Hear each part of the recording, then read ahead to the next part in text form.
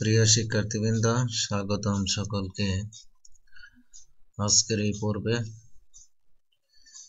এই পর্বে আমরা অষ্টম শ্রেণীর শিক্ষার্থীদের জন্য কথা বলবো। আশা করি অষ্টম শ্রেণীর শিক্ষার্থীবৃন্দ সকলেই আমার সঙ্গে থাকবে। আজ আমরা যে বিষয়গুলো জানবো, অর্থাৎ শিক্ষার্থীরা যে বিষয়গুলো জানতে পারবে, লাভ ক্ষতি ব্যাখ্যা করতে পারবে, সরল মুনাফা কি তা ব্যাখ্যা করতে পারবে, সরল মুনাফার ক্ষেত্রে সূত্রসমূহ ব্যাখ্যা করতে পারবে, সমস্যার সমাধান করতে পারবে। শিক্ষার্থী বন্ধুরা, আমরা একে একে এগুলো জানার চেষ্টা করি।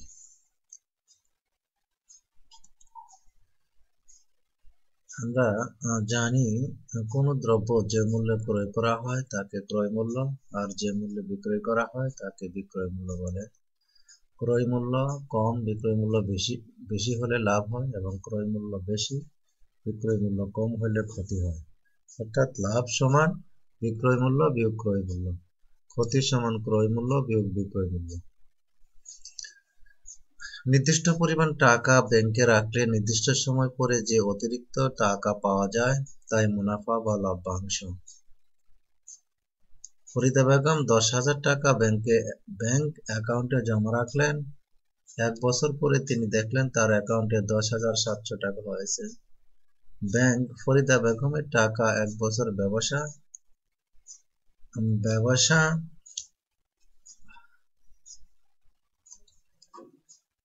গৃহ নির্মাণ ইত্যাদি বিভিন্ন খাতে ঋণ ও বিনিয়োগের ফলে সেখান থেকে মুনাফা করে।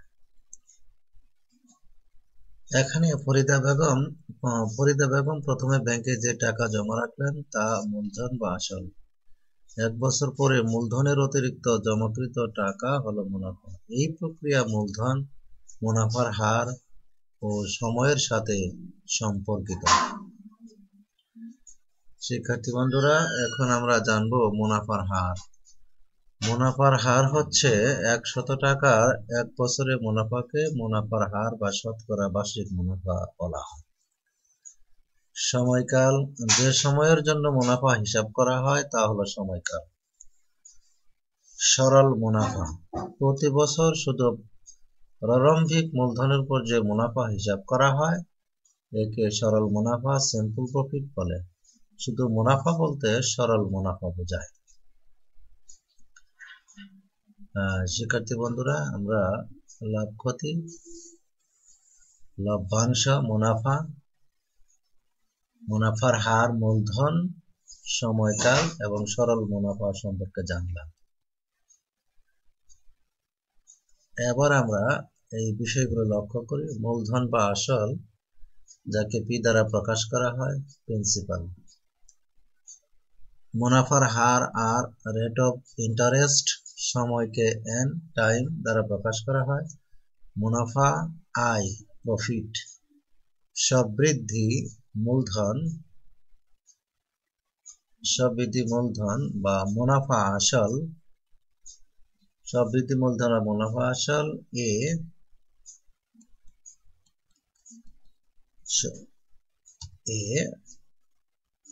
সমান টোটাল অ্যামাউন্ট।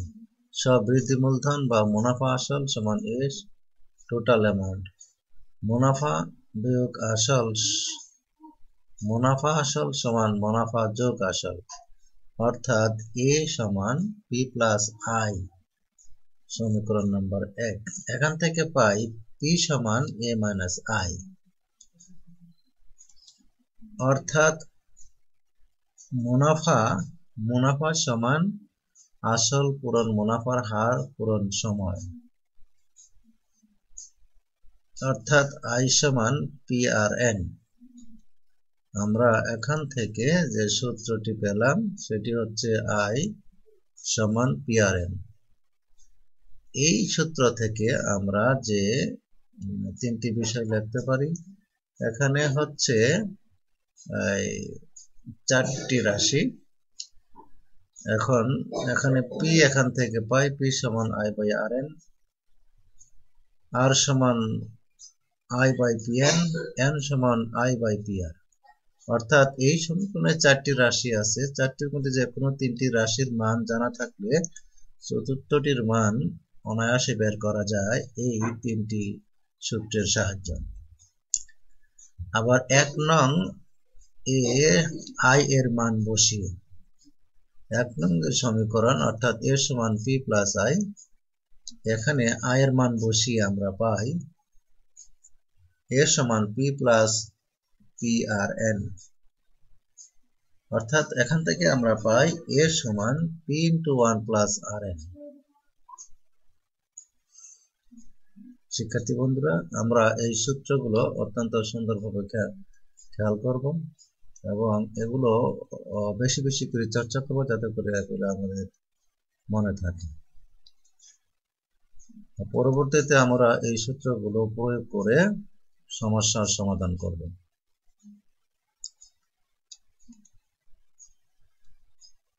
শিক্ষার্থী বন্ধুরা, এতক্ষণ আমরা যে সূত্রগুলো নিয়ে আলোচনা করলাম, এখন আমরা এই সূত্রের আলোকে এই সমস্যাটি সমাধান করব। বার্ষিক মুনাফা 10 টাকা থেকে কমে 8 টাকা হলে 3000 টাকা 3 বছরের মুনাফা কত কম হবে? সমাধান। এখন আমরা জানি আই সমান পি আর এন। প্রথম ক্ষেত্রে মুনাফার হার আর সমান 10%, 10/100 সমান 1/10।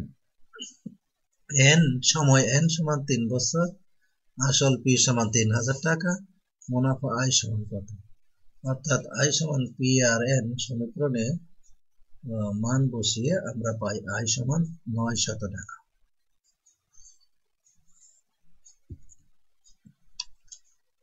এখন আমরা দ্বিতীয় ক্ষেত্রে লক্ষ্য করব। দ্বিতীয় ক্ষেত্রে আই অর্থাৎ মুনাফা সমান ওই উপরের সূত্র প্রয়োগ করে আমরা পাই 3000 গুণন 2/25 গুণন 3। কেননা এখানে মুনাফার হার আর সমান 8%, অর্থাৎ 8/100 সমান 2/25। এখান থেকে আমরা পাই আয় সমান মুনাফা আয় সমান 720 টাকা। অর্থাৎ শিক্ষার্থী বন্ধুরা, আমরা প্রথম যখন মুনাফা ছিল 10 টাকা বার্ষিক, তখন আমরা মুনাফা পেলাম 900 টাকা। আবার মুনাফা যখন কমে 10 টাকা থেকে 8 টাকা হলো, তখন আমরা মুনাফা পেলাম 720 টাকা। স্বভাবতই মুনাফা কম হয় 900 বিয়োগ 720 টাকা, অর্থাৎ 180 টাকা। শিক্ষার্থী বন্ধুরা, আমরা এই সমস্যাটির সমাধান করলাম। জানা সূত্র আই সমান পি আর এন। এখান থেকে আমরা পেলাম যে মুনাফার হার কমাতে সে 180 টাকা মুনাফা কম পাবে। অর্থাৎ এই সূত্রটি সমস্যাটি আমরা সমাধান করে ফেললাম।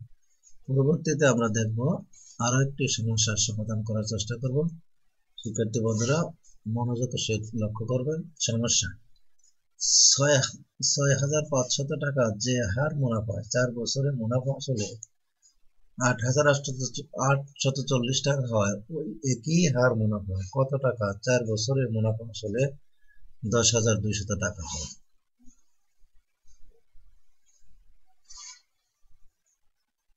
সমাধান। এখানে আমরা প্রথম ক্ষেত্রে মুনাফা আয় সমান পাই মুনাফা আসল বিয়োগ আসল সমান 2340 টাকা। কেননা এখানে আসল হচ্ছে 6500 টাকা, মুনাফার হার কত? মুনাফার হার আমরা জানি হার সমান আই বাই পি এন। এখানে সূত্র বসিয়ে আমরা পাই মুনাফার হার, অর্থাৎ এখান থেকে আমরা পাই মুনাফার হার আর সমান 0.09। এখানে মান বসিয়ে আমরা আর এর মান পেলাম 0.09। আবার মুনাফা আসল এ সমান 10, দ্বিতীয় ক্ষেত্রে মুনাফা আসল এ সমান 10,200 টাকা। এখানে সময় হচ্ছে 4 বছর, এন 4 বছর। মুনাফার হার এখান থেকে পেলাম 0.09। আসল কত? আমরা সরল মুনাফার ক্ষেত্রে সবৃদ্ধি মূলধন জানি এর সমান পি ইন্টু 1 প্লাস আর এন। এখানে মান বসিয়ে আমরা সমাধান করে যেটি পেলাম পি এর মান সমান 7,500 টাকা। শিক্ষার্থী বন্ধুরা, আমরা এখানে এই সূত্রে এই রাশি সময়ের মান বসিয়ে আসল পেলাম 7,500 টাকা। শিক্ষার্থী বন্ধুরা, তোমরা লক্ষ্য করতেছি এতক্ষণ যে সূত্রগুলো আমরা শিখেছিলাম, তোমাদের সম্মুখে যে সূত্রগুলো আলোচনা করেছিলাম, সেই সূত্রগুলোর আলোকে এই সমস্যাটি সমাধান করে ফেলব। আশা করি তোমরা সুন্দর করে বুঝতে পেরেছ এবং তোমাদের এগুলো আরো অধিক পরিমাণ চর্চা করলে তোমাদের বোধগম্য সহজ হবে। এখন আমরা দেখব আরেকটি সমস্যার সমাধান করব, যাতে তোমাদের সূত্রগুলো বোঝা সহজ হয়। এখানে যে সমস্যা, শতকরা বার্ষিক যে হারে কোনো মূলধন 6 বছরে মুনাফা মূলধনে দ্বিগুণ হয়, সেই হারে কত টাকা 4 বছরে মুনাফা মূলধনে 2050 টাকা হবে। অর্থাৎ এতক্ষণ আমরা যে সূত্রগুলো শিখেছি, যে সূত্রগুলো উপস্থাপন করেছি, এরিয়া আলোকে কিভাবে দেখা যায় এই সমস্যাটি সমাধান করা যায়। মনে করি এখানে মূলধন পি, মুনাফা আসল এ সমান, যেহেতু দ্বিগুণ তাহলে পি ইন্টু 2, তাহলে 2p। তাহলে মুনাফা, সুতরাং মুনাফা আই সমান মুনাফা আসল এ মাইনাস পি আসল সমান 2p মাইনাস পি সমান পি। মুনাফার হার আর এর মান বের করতে হবে। তাহলে আমরা জানি আর সমান আই বাই পি এন। এখানে রাশিগুলোর মান বসিয়ে আমরা পাই আর সমান 1/6। আবার আমরা জানি এ সমান পি ইন্টু 1 প্লাস আর এন। এখানে রাশিগুলোর মান বসিয়ে আমরা আসল, এখানে রাশিগুলোর মান বসিয়ে সমাধান করলে আমরা রাশি পি এর মান অর্থাৎ আসলের যে মান সেটি পেলাম 1230।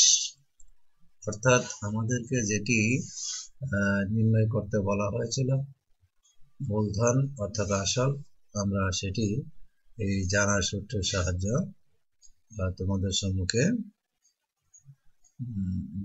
কি করে প্রয়োগ করে বের করা হলো, তোমাদের সম্মুখে উপস্থাপন করা হলো। অর্থাৎ এই সমস্যাটি সমাধান করে আমরা মূলধন তথা আসল বের করলাম 1230 টাকা। শিক্ষার্থী বন্ধুরা, তোমরা নিশ্চয়ই লক্ষ্য করেছো, প্রথমে আমরা যে সূত্রগুলো আলোচনা করেছিলাম, ব্যাখ্যা করেছিলাম, শিখেছিলাম, সেই সূত্রগুলোর আলোকে আমরা পরপর কয়েকটি সমস্যার সমাধান করলাম। এগুলো সুন্দর করে প্রয়োগ করে কি করে সমস্যার সমাধান করা যায় সেটি আমি তোমাদের দেখালাম। আশা করি তোমরা বুঝতে পেরেছো।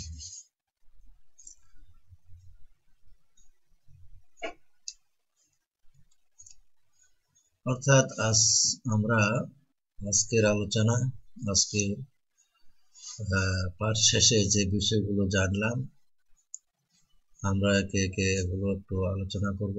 একটু সংক্ষেপে বলতে চাই। অর্থাৎ আজ আমরা যা শিখলাম, আই সমান পি আর এন, এখান থেকে আরো 3টি সূত্র পেলাম। পি সমান I by R N, N সমান আই বাই পি আর সমান আই বাই পি এন, এবং সবটি মূলধন এ সমান পি প্লাস আই। এখান থেকে পি সমান এ মাইনাস আই, I সমান a মাইনাস p, a সমান p ইন্টু 1 প্লাস r। অর্থাৎ এই সূত্রগুলো আজ আমরা শিখলাম এবং এই সূত্রগুলো প্রয়োগ করে কয়েকটি সমস্যা সমাধান করে ফেললাম। শিক্ষার্থী বন্ধুরা, তোমরা সুন্দর করে লক্ষ্য করেছো, আশা করি তোমরা বুঝতে পেরেছো। এগুলো তোমরা তোমাদের পাঠ্য বইয়ে যে সমস্যাগুলো আছে এগুলো চর্চা করবে, সমাধান করার চেষ্টা করবে, তাহলে সূত্রগুলো আরো সুন্দর করে বুঝে আসবে এবং তোমরা এগুলো সুন্দর করে প্রয়োগ করতে পারবে। যাই হোক, আজকের পর্ব আর দীর্ঘায়িত করছি না, আজকের আলোচনা এখানেই শেষ করছি। পরবর্তীতে আরো নতুন আলোচনা, নতুন তথ্য তোমাদের সম্মুখে উপস্থাপন করার আশা রাখি। সেই পর্যন্ত সকলে সুন্দর থাকো, ভালো থাকো, সকলকে ধন্যবাদ।